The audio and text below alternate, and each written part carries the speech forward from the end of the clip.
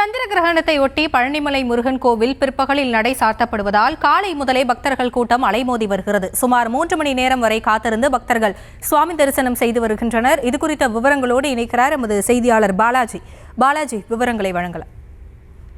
கண்டிப்பாக பழனி கோவிலில் சந்திர கிரகணத்தை முன்னிட்டு இன்று மாலை கோவில் நடை அடைக்கப்பட உள்ளதால் காலை முதல் பக்தர்கள் 3 மணி நேரம் வரை காத்திருந்து பக்தர்களுக்கு சாமி தரிசனம் செய்து வருகின்றனர்.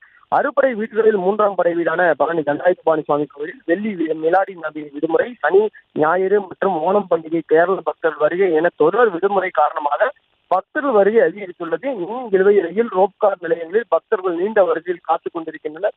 அதே போல குடமுழுக்கு நினைவரங்கம் வழியாக மலைக்கோவிலுக்கு பக்தர்கள் செல்லவும் கீழே இறங்கி வர படிப்பாதை வழியாக வரும் வகையிலும் ஒரு வழிப்பாதையாக மாற்றம் செய்யப்பட்டுள்ளது. பக்தர்கள் வருகை அதிகரித்துள்ளதால் மலைக்கோவிலில் இலவச தரிசனம், சிறப்பு வழி கட்டண தரிசனம் என 3 மணி நேரத்துக்கு மேலாக பக்தர்கள் காத்திருந்து சாமி தரிசனம் செய்து வருகின்றனர். இன்று மாலை சந்திர கிரகணத்தை முன்னிட்டு மலைக்கோவில் செல்ல மாலை 7 மணிக்கு கோவில் நடை அடைக்கப்படுகிறது. அதனைத் தொடர்ந்து 7:45 மணிக்கு ரக்கால பூஜையுடன் 8:30 மணிக்கு கோவில் நடை அடைக்கப்படுகிறது. மீண்டும் நாளை காலை கோவில் நடை திறக்கப்படும் என்பதால் இன்று காலை முதல் பக்தர்கள் வருகை அதிகரித்துள்ளது.